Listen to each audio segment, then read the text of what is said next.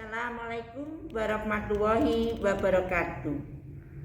Sugeng enjang anak-anakku kelas 9A nganti 9D sing banget tak tresnani.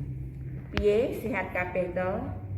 Ngono panyuwune Burina, muga-muga kita tansah ginanjari wilujeng kaparingan dening Gusti kang ulping dumadi kasarasan lan karaharjan. Amin. Anak-anakku, dina Rebo tanggal 4 Agustus iki Burina paring tambahan tugas yaiku ringkesaning cariyos saka Anoman Duta ditulis nganggo aksara Jawa. Mangke Burina share paragrafipun dipun serat mawi aksara Jawa.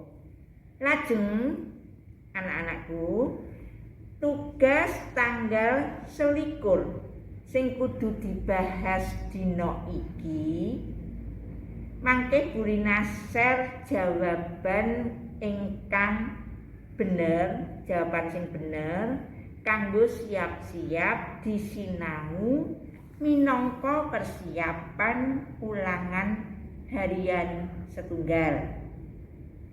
Kula wangsuli tugas tanggal 21 ingkang sampun dipun garap mangke Burina share jawaban ingkang leres, jawaban sing bener.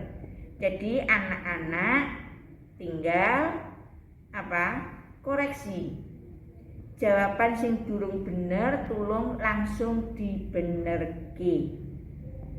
Minangka ana kesulitan bisa japri Burina utawa matur ana ing grup.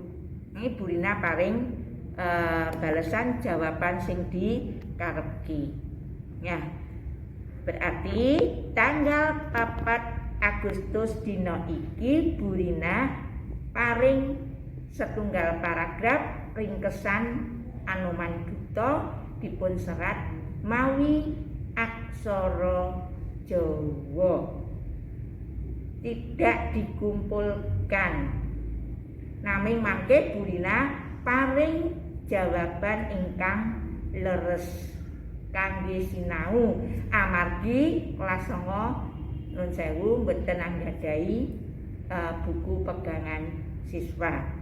Dados mangke Burina ingkang madosaken materi soalipun menapa, jawabipun menapa kangge bekal kangge sinau bocah-bocah.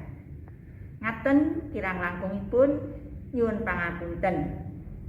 Wassalamualaikum warahmatullahi wabarakatuh. Tetap prokes, salam sehat.